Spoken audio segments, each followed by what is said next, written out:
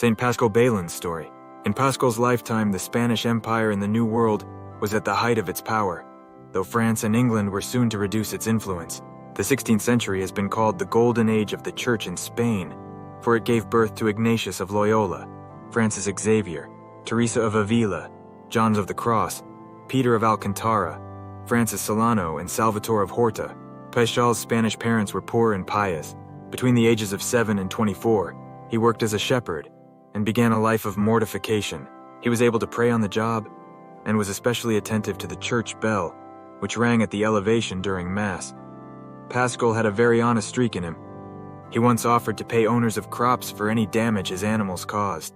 In 1564, Paschal joined the Friars Minor and gave himself wholeheartedly to a life of penance. Though he was urged to study for the priesthood, he chose to be a brother. At various times he served as porter, cook, gardener, and official beggar.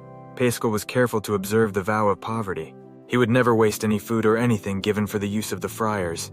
When he was porter and took care of the poor coming to the door, he developed a reputation for great generosity. The friars sometimes tried to moderate his liberality. Paschal spent his spare moments praying before the Blessed Sacrament. In time, many people sought his wise counsel.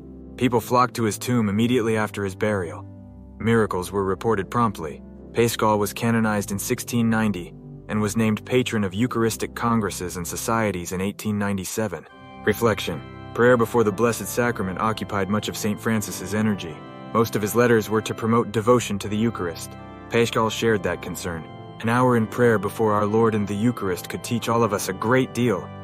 Some holy and busy Catholics today find that their work is enriched by those minutes regularly spent in prayer and meditation. St. Paschal Baylon is the patron saint of Eucharistic congresses and societies shepherds. Thanks for reading this blog. Please share with others. Rick Herring.